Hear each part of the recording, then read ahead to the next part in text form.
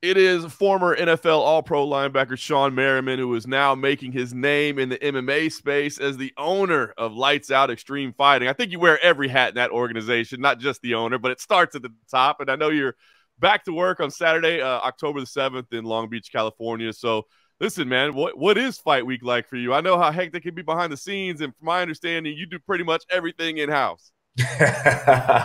We do, man. I don't know if I want to pat myself on the back for that or shoot myself for it. It's one of those things, man. Like obviously playing in the NFL, right? Like you got leading up to the game on Sunday and all the preparation and stuff to go in. And so as crazy as it sounds, it's a lot of transition into what I'm doing now, right? Like those same butterflies I got when I ran out to 70,000 people, when you see the cage being set up, the lights being set up, it starts and the way ends, right? And that's like the pregame meal for us, right? We're doing, the night before you doing your preparation. So there's a lot of correlation when you're talking about that, man. So I'm used to that. The only difference is now is when I show up, I'm the one that's in charge of the setting up, right? When I played, you got a big Sunday night football game or Monday night football game. Your helmet's in the locker, your shoulder pads in the locker, the cameras and lights already set up. Now I'm on the reverse side of that, man. But I wouldn't honestly. I mean, it's chaotic, as you know. You've been around the sport for a long time. You got people, fighters getting hurt, and last minute medical situations, just commission. There's a lot, right? You got TV because obviously we're on Fubo, so we got to have my production and their production, everything set up. So it's a lot, man. But honestly, I wouldn't change nothing. I wouldn't change for the world.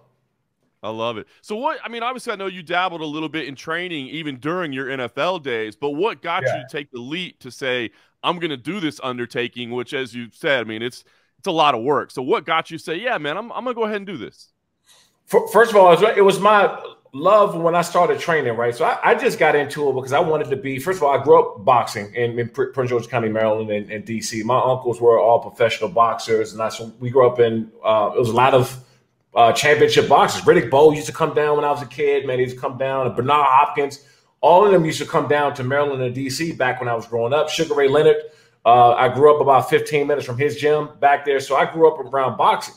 So when I got drafted by the Chargers, that's when MMA first started to kind of catch fire. And I was in the gym one day. I was hitting mitts. And Jay Glazer over at Fox Sports, he said, man, I didn't know you can box. And I said, a little bit. My family's been doing it, whatever. He said, I think that you should pick up MMA because it'll help you out in football. So long story short, the next day I show up to a gym. Randy Couture's right there in my face. And that's how it started. I just started training every offseason, trained with, Chuck Liddell, Tito Ortiz, back when Tyron Woodley was just coming on in the mid to late 2000s too. He was in the gym. So I was around all these guys a lot. And so I retired 2013, and I got straight into TV and a broadcast. Even I was doing TV when I played, right? But I was full-time TV then. So I understood how production works and cameras and setup and who did what, engineers. And so it was almost in a sense like both of the worlds collide, right? I understood production and TV. I love MMA. I still down to the day, I still train. I just got out of Extreme Couture a couple hours ago. I went to hit the bag and then got some mitt work in. And so I just love being around these guys, man. It really does. It keep me young. That's awesome, man. So it's a passion project. I know how much, we in the sport, how much we love the sport, but it's crazy. It's a lot of work, right? I mean, after you did the first event, was there any part of you that was like, what am I doing? I mean, as you said, the fighters falling out, the medical, all the things you got to do. Is there any part that was like, whoa, this is way more than I thought it was going to be?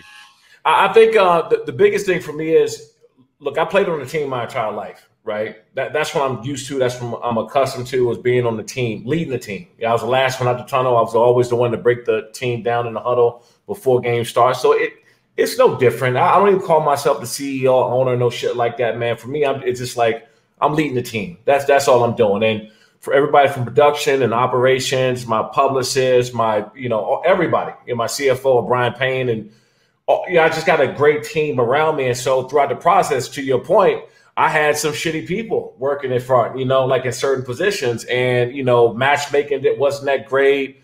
Just the process of getting fighters through medicals and commission, it wasn't great. So I had to get rid of all them people, and then I hired a whole new staff in that section.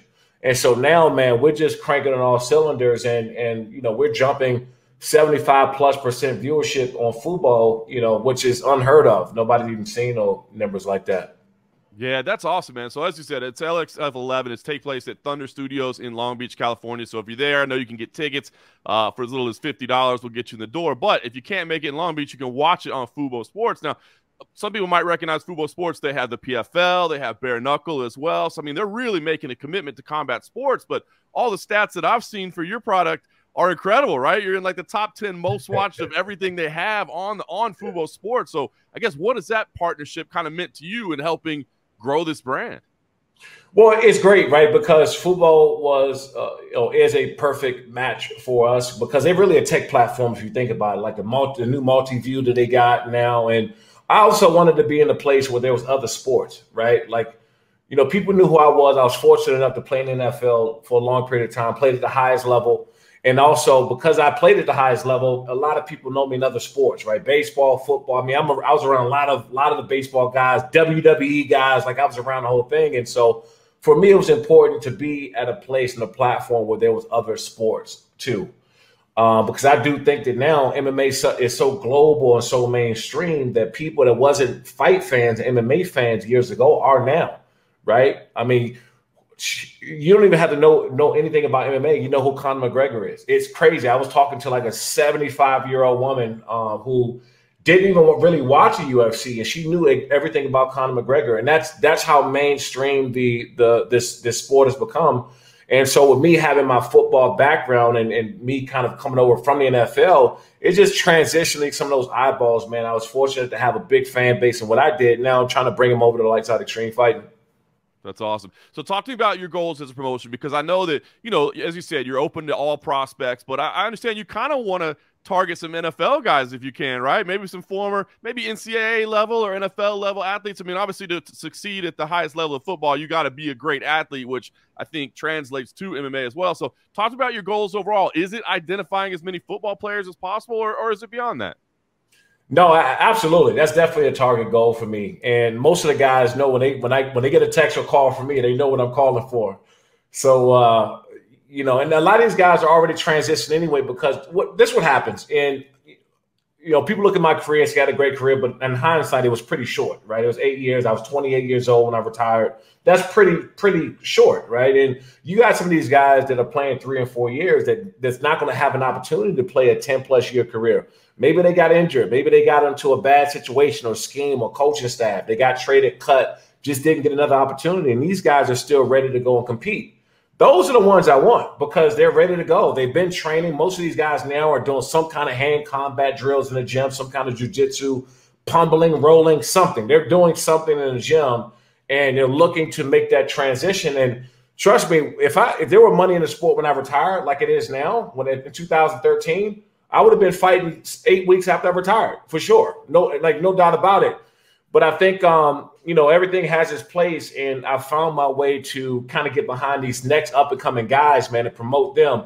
Like, I love it to see some of these younger, you know, fighters, and they're coming up. I know they're going to be superstars, and giving them that platform, that opportunity. They come fight for us, and you know, they get called up to the UFC, or they go somewhere where they got a real big opportunity. Like, that's cool for me. We don't have a problem with that. And I think another thing too, man, it's just too much like headbutting the competition, and I want to be the biggest and the baddest. And like, just perfect what you're doing. Like, we don't care that the fighters get an opportunity to go to UFC or wherever they go. Like, go. That's what we're here for. We're here to give the fighters a bigger opportunity and a platform to go and do these things. That's a phenomenal attitude. I love to hear that, man, and let them get those opportunities and build themselves up. All right, what should we be watching for this weekend? LXF11, I mean, I know you put the cards together. You're involved in everything, so what do we need to be watching out for? Yeah, but before I talk about the main event, we talk about football players. A.J. Hoskins, he played linebacker in Oregon. He's on his card. This is second or third amateur fight, I believe. 3 guys have pulled out. Nobody wanted to fight this dude. He is a damn monster, dude. He is a monster. And played up there with Justin Herbert, you know, played for the Chargers now. He played up there in Oregon with Justin Herbert, and this dude is a monster. I think he's going to be a star in this sport. That's one. But really just the main event, man. Albert Morales and Musa Taliver. Albert, you know, had a short stint there at the UFC. Musa, I trained with both of these guys. I train with them. I spar with them. I've been in camps with them. I know there's bad blood. And normally, our matchmaker, Antonio, by the way, he's a Raider fan, which makes me sick. But the other thing is I normally kind of step out the way. I'll look at the card and see what names they got in the pool and match it up. And I really stay out of it, man, on that side. If I know some of the guys because I train in the same gyms with them, I've been in, 20 of the top gyms in this country.